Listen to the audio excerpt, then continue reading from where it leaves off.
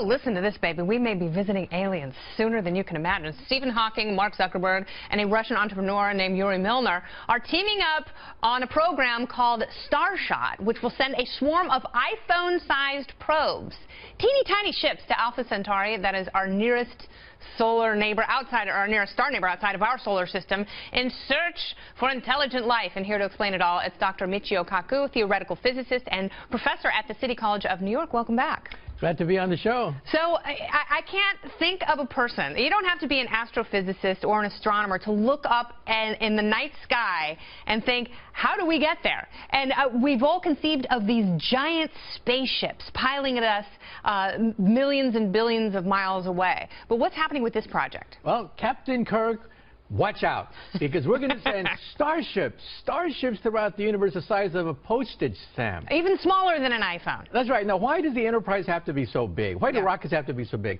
Because they have to carry their own fuel. So why not put the fuel on the ground and with lasers shoot this fuel into outer space to propel postage stamps, nanobots with artificial intelligence to the nearby stars. This is with off-the-shelf technology. Yeah. That's what's so novel.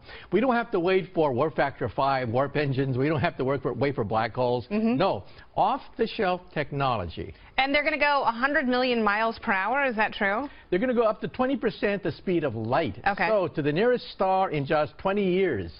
This is amazing that within perhaps our lifetime, perhaps our children's lifetime, we may get first images of a planet going around another star system. So once those packets get there in 20 years, how long will it take for them to beam some of the images and information back to Earth? Well, each postage stamp has sensors, TV cameras, and all sorts of devices so that when they reach Alpha Centauri, they can radio the message back to Earth, and then it would take about 4 years. Okay. So once they reach the nearest star, it would take then 4 years to then radio back the information. Now, this team, including a former head of NASA's Ames Research Center, has said it's going to take 20 years from now until they actually launch, and then another 20 years. So what's the bottleneck? Yeah. We have off-the-shelf technology today. The problem is the energy of the laser beam. You need 100 gigawatts, which is about 100 nuclear power plants. Wow. Generating power of a battery of laser beams shooting into outer space and then hitting a sail, and then hitting the sail, which then pushes the sail to 20% the speed of light. That's the problem. The problem is we have to have huge lasers on the planet Earth. Yeah. Eventually, maybe. And we don't have anything like that right now, do we? What's the closest thing we have to something with that much power, aside from a nuclear power plant? Well, in California, Livermore National Laboratories, we have a laser fusion machine, a gigantic machine which uses laser beams to create a mini hydrogen bomb right there, okay? However, that only works for a fraction of a second. We have to have 100 nuclear power plants of energy for 2 minutes. 2 minutes to then shoot this thing up to 20% the speed of light. Yeah, but people still are really kind of sketched out by nuclear power.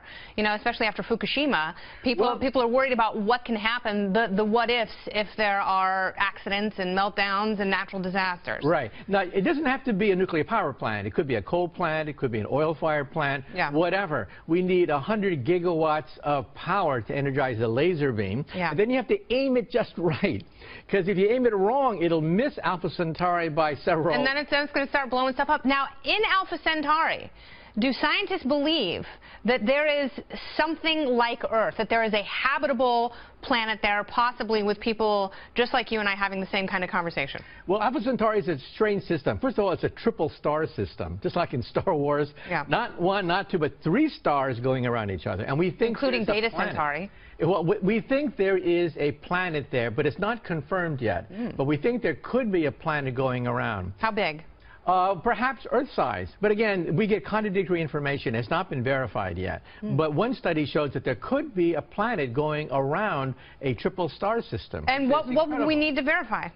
Well, we have to verify its size, whether or not it has like oxygen capable of carrying life, whether it's what is called the Goldilocks zone. Not too close, not too far from the mother sun, but just right to have liquid water, which is the universal solvent.